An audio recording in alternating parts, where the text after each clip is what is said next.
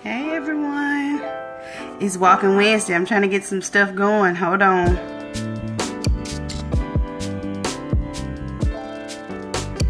Hold on.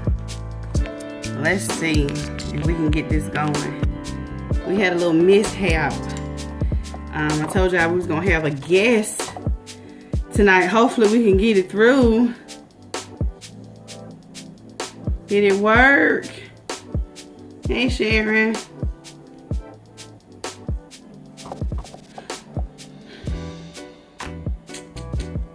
If I have to go off and come back on, I will. But hopefully it'll work. It didn't work.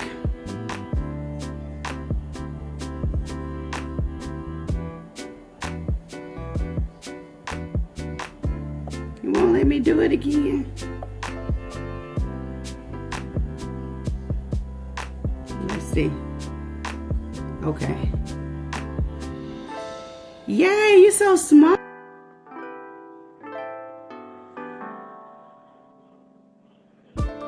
Okay, we're waiting. Yay, there you go. So, hey bruh. This is my special guest tonight. We had planned on being in the house together, but you know how the devil work. He got called in to work, so we had to do it this way. I didn't want to do it this way because the chemistry is just different together, but we're gonna get it done. Amen. So this Walking Wednesday was a little bit different. I was led to deal with relationships. So for so many years now, me and my honey, Pastor Tristan Wright up there, if y'all can see him. We've been together 13 years, y'all. Whoa! In this day and time, that's awesome. Been together 13 years, and it has not been easy, but it has been enjoyable. You know, you gotta take the good with the bad. You gotta take the good with the bad. But we've had so many couples to come into our lives. And, you know, they are always talking about the relationship that we have. And we cannot take credit for the relationship that we have. It's from God, okay? It is God sent. But all the trials and things that we've been through, we've been able to help other couples go, you know, to the next place. So couples ministry has been in our heart for years. We've married couples. We've ministered to couples. We just pour out. We love people. We love relationships. We love family. So, we asked, you know, I sent out the Facebook post and asked people if there were any questions that they wanted to ask. And I got quite a few. So I think where we should start, because we're going to do this a couple of weeks, okay? I think we should start from the beginning, as far as it goes in meeting your spouse or preparation for your spouse. So many times us as women, honey, can I just speak from my perspective right now? Go ahead. We got time? Yeah, I got time. Okay. So many times us as women, you know, we are talking about our husband. I'm so ready for we call it our Boaz. Ready for my Boaz to come. But what are we really doing in the process of it? Like when I'm not gonna say I was waiting. Like I wrote down, people talk about the wait. It doesn't have to be a wait. In the process before Tristan, the so fine, came into my life, I put myself in a position to rebuild myself, to rebuild the relationship that I had with God, to learn how to love on myself. I had been through so many broken relationships, and I was so caught up in being with somebody that I said, okay, I'm just gonna stop and I'm gonna take care of me. So I dated myself, okay? And people might think I'm crazy, but I went to work, I went to school, and then on the weekends, I took myself to the movies, I took myself out to dinner. If it was different stuff going on, I would go. You know, at first it was awkward, but I learned how to love on myself. And so when Tristan pops up, because he just popped up, y'all, he just out of the blue, he popped up. I was like, where you come from? I literally was trying to run him off. But I said that to say, we're so busy worrying about Boaz. We're so busy saying, God, I'm tired of being lonely. God, I'm tired of this. We're trying to fill the position that we haven't even put God in the position yet. If you can understand that. Like, I had to literally move all of the men out of the way and date my father, and understand who he was in my life, and understand, and we can say that we're saved, and I'm just waiting on my husband. But are you really just focused on what God is trying to do in your life right now? Are you really focused on just loving yourself, building yourself up, and preparing yourself to be that wife when he decides to come? See, a wife is found. In order to be found, you got to be out doing something. He got to be looking. You can't just be sitting and waiting. Like they say, you sit and you wait on stuff and looking. It don't never come.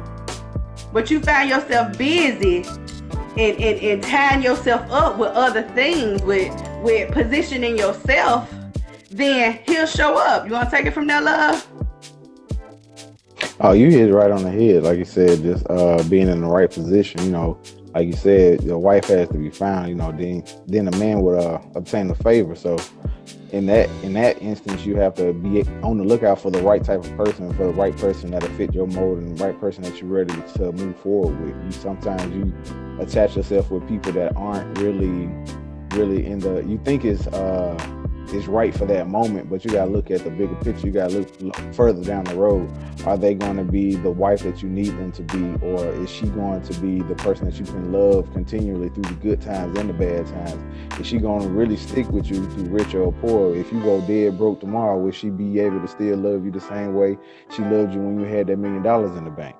You have to look at that in that aspect, and that's where all the dating comes in, like learning a person. And a lot of times people rush into things without really taking those things into consideration, or if they do take them into consideration, they want it all right now. It's not like they're going to actually be patient and wait on stuff like that.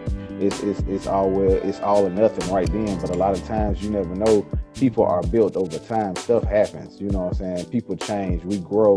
Sometimes we grow in different directions, but we all still got to stay together. But are you willing to work through the growing pains? So that's another aspect of looking at it like that.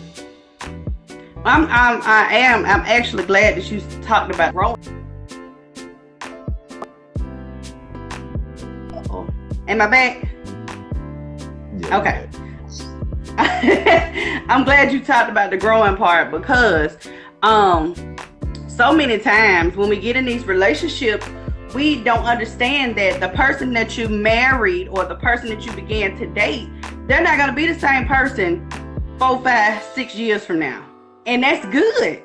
You want to evolve. You want to grow. Anything that's not growing is dead. Okay? So we have to leave space for that person to grow. We have to understand that we're not all going to grow on the same pace. We're not going to grow all at the same time. But it's very necessary to have conversations with this. Once God has blessed you with this significant other, to have conversations. See, that's what's going on. A lot of times in these relationships, we're not being real with one another. We can call our girlfriends, we can call our homeboys and say everything that Tristan ain't doing right. Okay? But guess what? I need to go to Tristan, and if it hurt his feelings, you need to apologize beforehand and say, but baby, this is how I feel. The only way we're going to be able to fix any mishaps in a relationship is to be honest. And a lot of us don't want to be honest in our relationships, and that's the only way you're going to be able to fix it. He say things that I don't like sometimes, and I have to, even today, okay? Even today, I threw a fit because he has me spoiled. It might not be millions of dollars, but the way that he loves me and cares for me, he attends to my needs. So when I can't have my way, I brought it to me today that I throw fits. And so I had to go to him and apologize and say, baby, I'm sorry for being a spoiled brat. Okay? Women, I'm talking to the women now, we have to be able to go and apologize and see our wrong in what we do. So many times we want to, point the finger, and so many times we want to say that it's his fault, or he did this, or you said this to make me act this way. No, you need to be woman enough to sit back and let God show you yourself. And today he showed me myself, and I had to go and apologize to my husband. But that's what I'm saying. We have to be honest with one another, then we got to be honest with ourselves, baby. It's the main thing you're saying is the communication part of it. See, a lot of times people don't have the communication, or they don't even have the open dialogue to be able to talk to each other, because every time they talk to each other, it's always an argument that ensues after they say what they say. But you have to be able to let that person say their grievances and you not be mad about it, because like I had to learn when at the beginning of our relationship, when I used to say stuff, she say, "You made me," I'm like, that ain't what I meant by it, that ain't what I was saying. But she would always say, you can't tell me how you made me feel, because these are my feelings. So with that being said, you have to understand that other person has feelings too. Like, you're not the only person in the relationship. Yeah, you all become one, but you all still feel differently. You know what I mean? So you can't just say what you want to say and be like, oh, that's it, and brush it off and keep going. But you have to take into the consideration with that communication aspect of it to know that, hey, that person has feelings too. My husband, my wife, they have feelings. So I have to understand it and try to comprehend and see it on their level. Like, man, maybe I did say that wrong. Baby, I'm sorry. And then this is for y'all. You have to be able to apologize yourself too. Just because you the head and you take over, you the leader of the house, and you doing this and you doing that, you got to tell your wife, hey, baby, I was wrong for saying that to you. I'm sorry. I didn't mean to hurt your feelings. And do what you can. Like, I apologize real good. I could. Keep that to yourself. I'm saying we ain't made it to that level yet. Okay. I'm just saying, it's ways of apologize, different levels to the apologetics. So, but just make sure that you're able to do that, because a lot of men are headstrong and they always feel like they have to be right all the time because they're the head, and a lot of times you'll be wrong, dead wrong, and you still will have so much pride in yourself and not tell your wife or your significant other that you are sorry because you said that, because you felt like you was right at that moment. But if you actually sat down and had a conversation with that person, you will actually understand and know that, hey, this is what's what. You will actually understand where they are coming from. You won't necessarily be seeing it on one side. And if you actually just pay attention, a lot of times they say close your mouth and open your ears. So if you do that, then you'll be able to understand where your significant other is coming from. Very true, honey. And what me and Tristan, a lot of times, our mentors, see, it's good to have somebody that you can go to with your marriage. We can't do this thing by ourselves. I know, it's so, we always use, well, I don't trust such and such and such and such. Let God lead you, but you need somebody that you can go to and say, hey girl, or hey man, me and old girl having an issue here. I need you to pray with me. I need you to give me some, seek wise counsel. And we live by, they always told us, I call it, you can be happy. When somebody got to be the punk sometimes. When it's conflict and stuff going on, sometimes you just got to bite the bullet. Somebody got to take the bullet take one for the team. Even wives, even when we know we right, it's not our position all the time to beat it. Sometimes you just gotta say, okay, husband, okay, love, and if it come back, then hey, we deal with it then. But we have to be in a position that we can go to other people and go to have somebody that we can go to that can help you to the next place. They can help you, because a lot of times, when things get real heated, y'all can't hear one another. You all right, babe? I was agreeing with you. I was saying, yeah, you can't really hear each other, because you always yelling. That's what I was saying. The communication that always ensues to an argument because you always trying to get your point across. You got to listen to what I got to say, and that's gonna be the end of it. Then you don't want to talk after you say that, but you still got to listen to the other side of the story, other person's feelings and how they feel about the situation. And then sometimes, I had somebody just sent me a question saying about if you go outside of the church to get counseling, as far as going to a counselor. I don't see anything wrong with that. The Bible said wise counsel. Okay, so if these folks that went and got degrees and they feel like they can help you, sometimes some men, women, we're always up to talk. We always up to put it out there, you know what I'm saying? But some men, they don't want to go to the pastor of their church, or they don't want to go to some other people in their church that maybe have been appointed to do the counseling. If you have to go outside of the church to get your counseling, then you do that. You do whatever it takes to make your marriage work. You do whatever it takes to not divorce. We have to be all in this thing, okay? And I'm not just trying to point out married couples, because I got questions from single people, I got questions from single women, but this is just where we wanted to start tonight. Vegas, anywhere you want to go?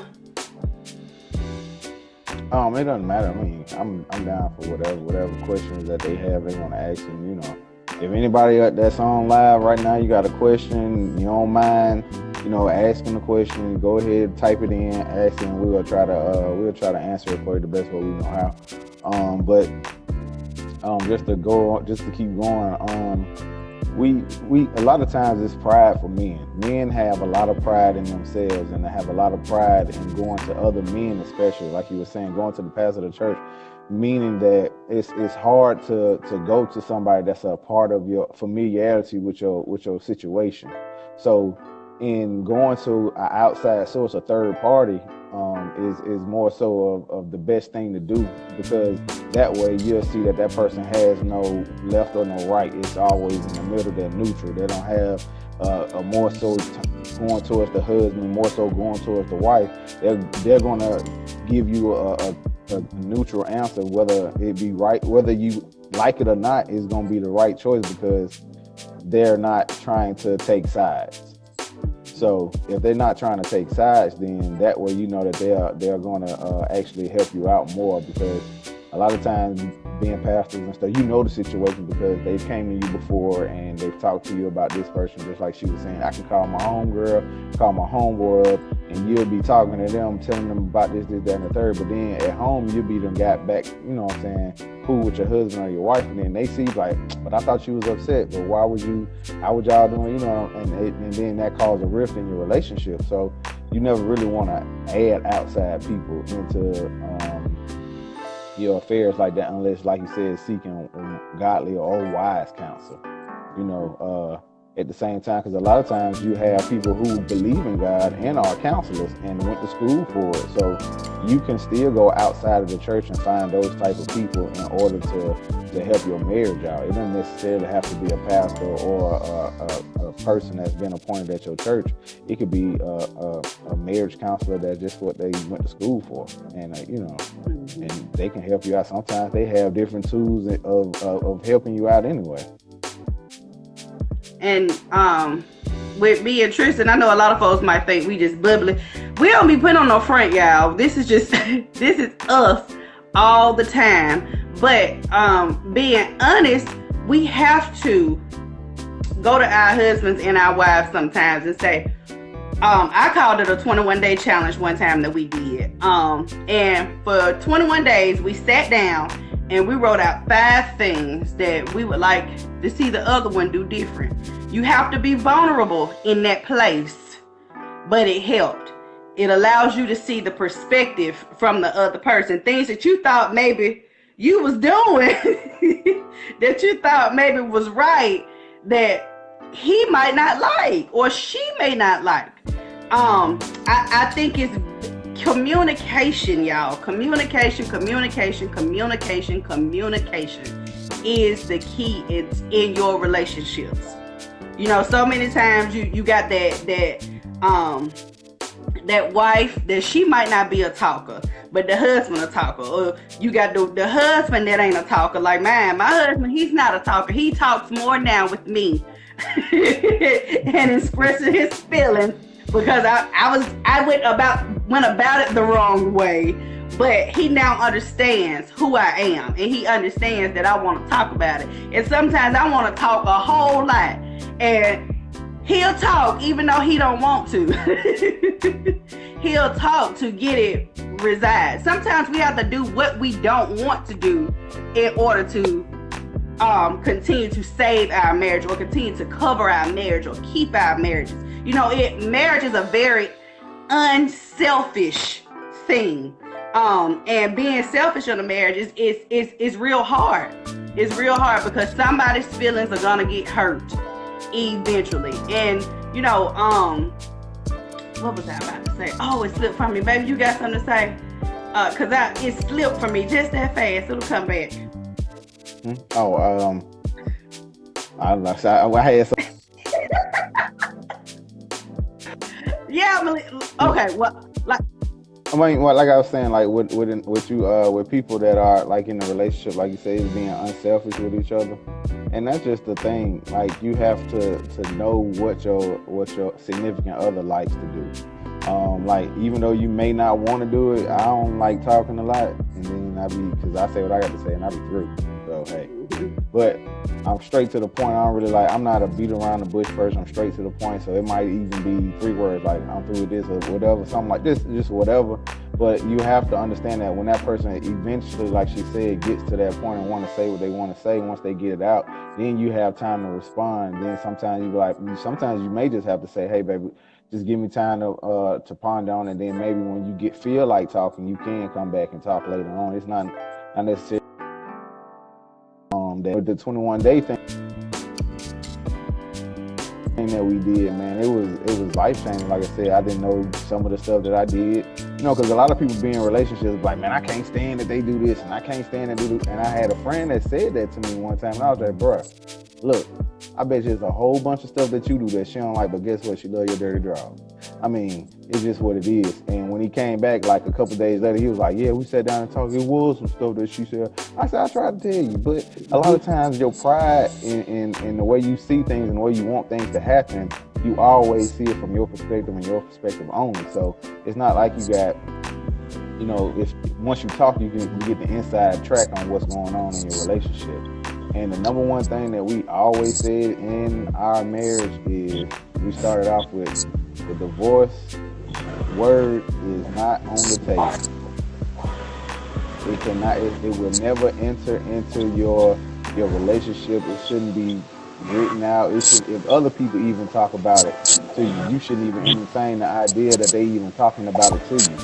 You know what I'm saying? Whether or not, you should always want to work it out no matter what, unless it just dire the way you just can't watch, you know what I'm saying, to work it out. But you should possibility that you can, no matter what.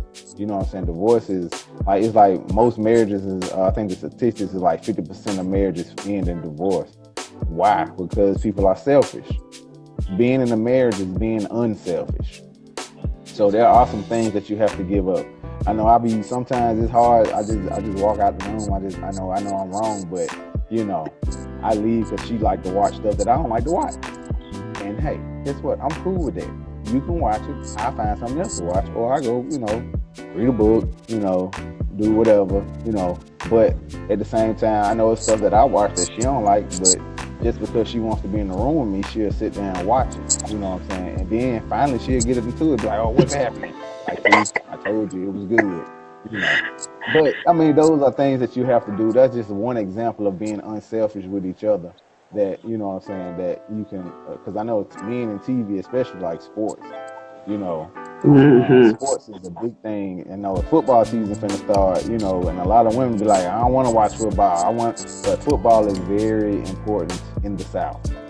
So, women, this is for y'all. If you want to read you a couple of books, I'm just saying, if you're not already into football, learn a couple of things, ask a couple of questions, and men do not be upset if they ask a million questions. They just don't know. So you have to educate them and help them understand the way the game is played, so they can be there with you. And man, there's some stuff that you should watch that your wife like. Like I'm not into clothing, but hey, guess what? I watch what's that? The Runway thing. Project Runway. Project Runway. I don't like that, but yeah, I be watching it because it's good. It's got some good clothes on there. They be dressing. But hey, that's something that I had to learn to like though. You know, she liked to watch it, so we gonna sit down and watch it together. So hey, you know, I don't really like some of the reality shows. I be like, cause it's full of drama, it's mess. But hey, I'll watch them with her. You know, try to catch up. You gotta put me out there like that. I'm just saying, this is what we do, baby. You know what I'm saying? Man, I just got hooked on Game of Thrones right now. She ain't really into it, but hey, when she get, you know what I'm saying, she'll catch on. It's good. You know, I just got hooked on it. So anyway, it's just, you know, so stuff that we have to being unselfish with. So, yeah, being unselfish. And then a lot of times, what he was talking about, we try to change these men. Look at her. We try to change these men into being who we would like for them to be. But when God put y'all together, he knew exactly what you offered the relationship, and he knew exactly what he offered the relationship. And then why are we trying to change somebody that we fell in love with? For a long time, I wanted to just change who Tristan was. Oh, Tristan, you just so quiet. And oh, Tristan, you this. And oh, but guess what? He is that same Tristan that I fell in love with. So I had to adjust my life or adjust the way that I dealt with him based on who he was. Because guess what? He didn't ask me to change anything for him. Now, when we first got together, I was a bit of a smoker. And he wanted me to change that. You know, and that God had to handle that. But guess what? He loved me through that. So we can't change the person that God has called us to be with, because if I'm not mistaken, I don't want to quote it wrong, but it says he sends the help meet that you need, that man needs. So if he's weak in one part, you gonna be strong on that end. If you weak on that part, he gonna be strong on that end. It took our apostle to say, one day we were sitting having counseling, talking to him, and we were fussing about how each one of us handled the children. He was upset because I'm so soft on them, and I was upset because he was so stern on them. But he said, why are y'all fussing at each other about being what the children need? They need that balance. And if we can understand in marriage that we need that balance, it's gonna be the rowdy one. I'm the rowdy one. I'm the loud one. Everybody knows I'm in the room. I'm gonna laugh. I'm gonna hug. Everybody. Tristan, he's the same way, but guess what? You gotta get inside of him for you to see that. He ain't like me. See, I let everybody in. He don't let everybody in. But once you get in and see his heart, then you'll see who he really is. So that's what we're talking about. You can't change that person. And you don't want to change that person because that's the person you fell in love with. So find that balance in who you have married. Find that balance. Find your position. So many times, wives, because we are just women. We are good at rubbing nickels together and making magic happen. Okay? But just because we good at it, don't mean we're supposed to take that from the man and say, hey, I can do this better. I'm just using that as an example. I can do this better. Let me do that. Now, whatever works for your house, works for your house. But don't demasculate him because you feel like you're stronger in this area. We have to have balance in our marriages. We have to have balance in our relationships. It looked like somebody had asked a question, babe. Hold on. Yeah, she asked, can you grow to be compatible?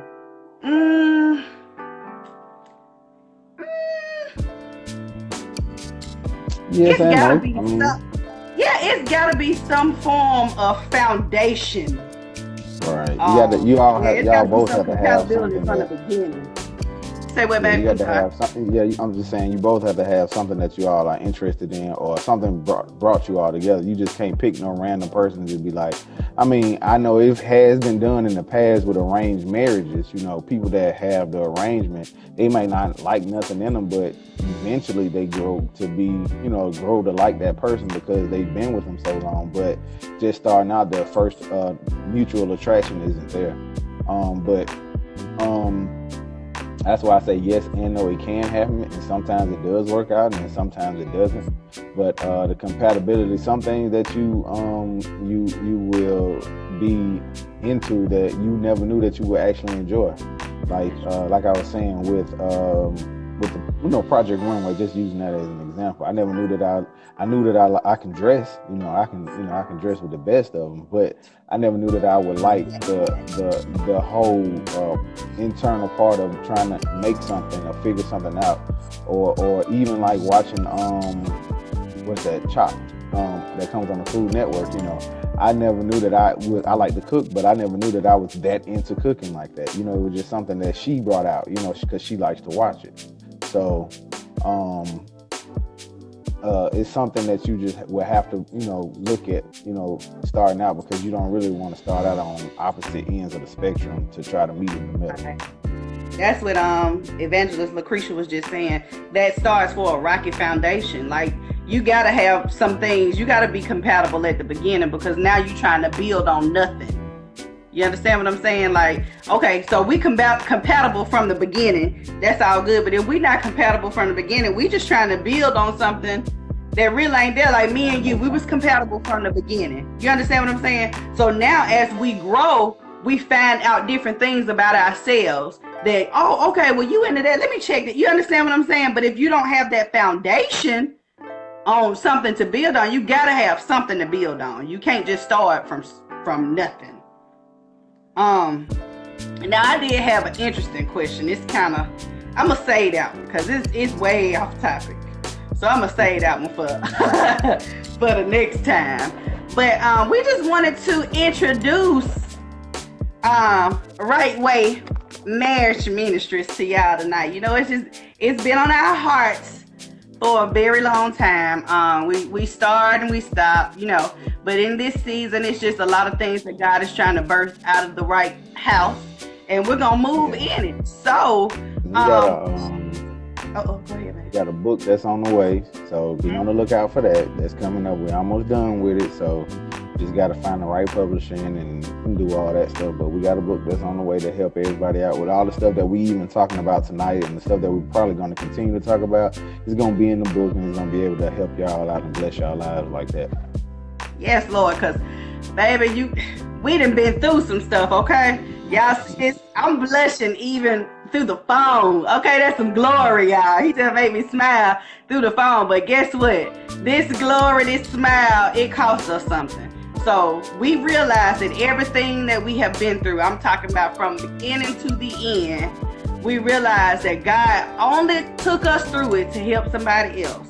So we are in a position now to move. We ain't worried about what folks got to say. We ain't worried about if you believe, or, we're just moving in what we know God has put in our heart. So if anybody else has any questions, somebody got a question. You need to have a friendship before. Yes, it's great to have a friendship before you develop a relationship. Tristan and I, our friends used to talk about us because, you don't want me to tell that? Oh, I don't care. I don't care. We used to party together, okay?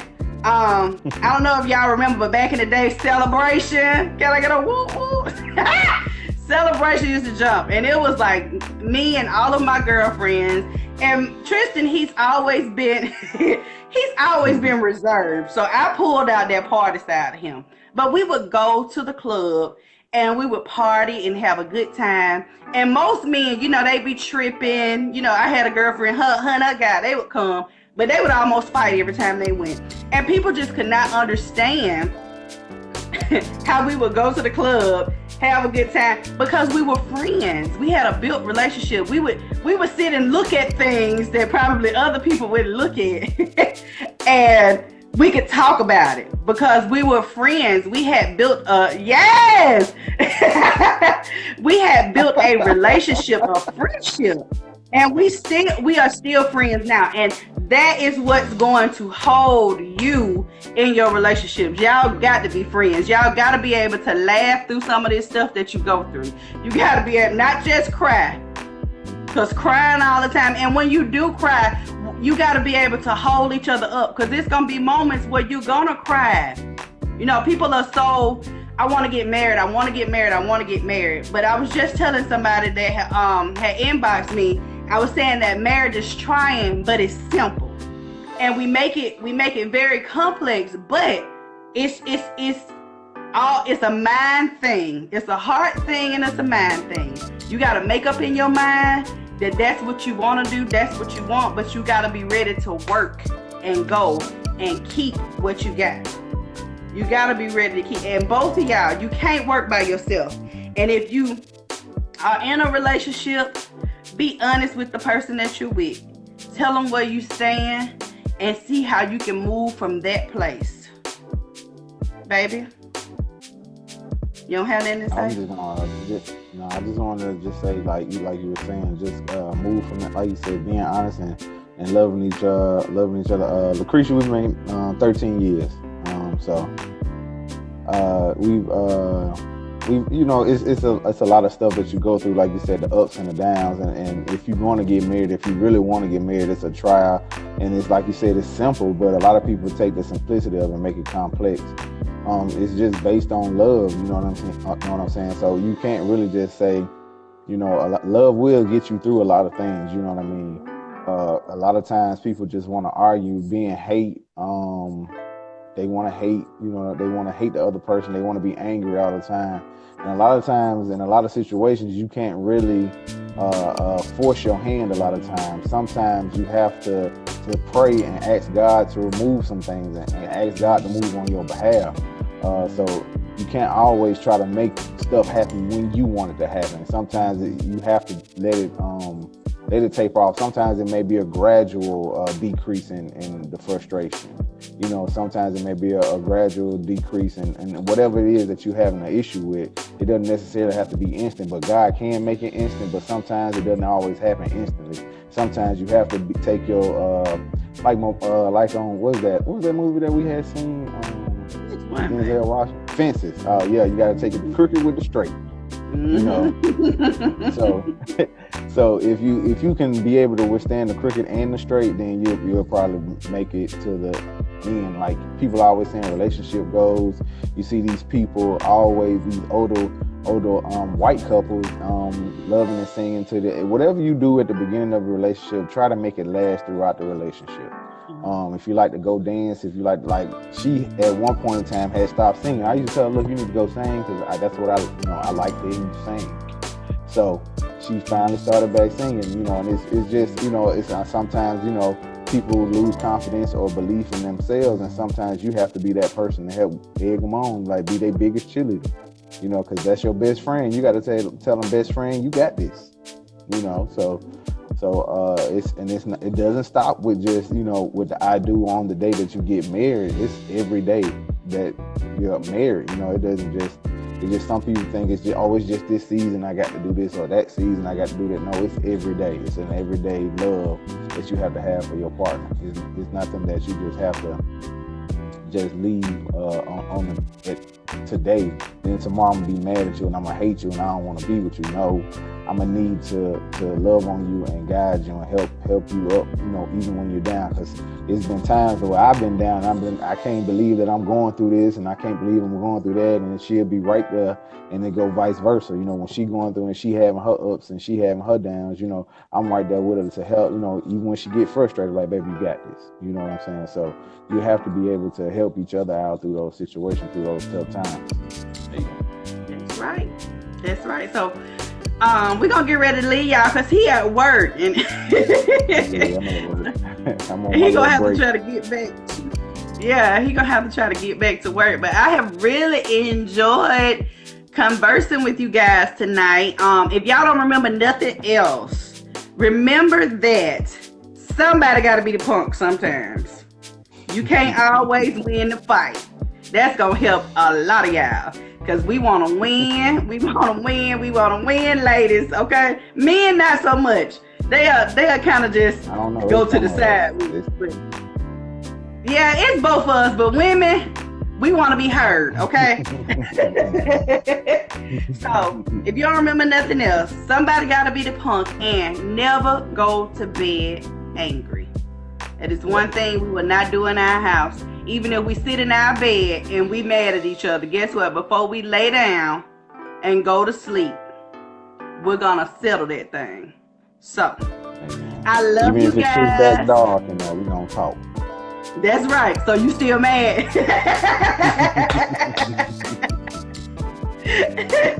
So I love you guys. He ain't coming next week, y'all. It's just gonna be me and Jesus next week. So don't be looking for it. But he might. But I love you guys. I will see you guys next week. You got anything else to say, babe? No, peace, love, and soul. That's how we keep it going. Bless y'all. Have a good night. Bye.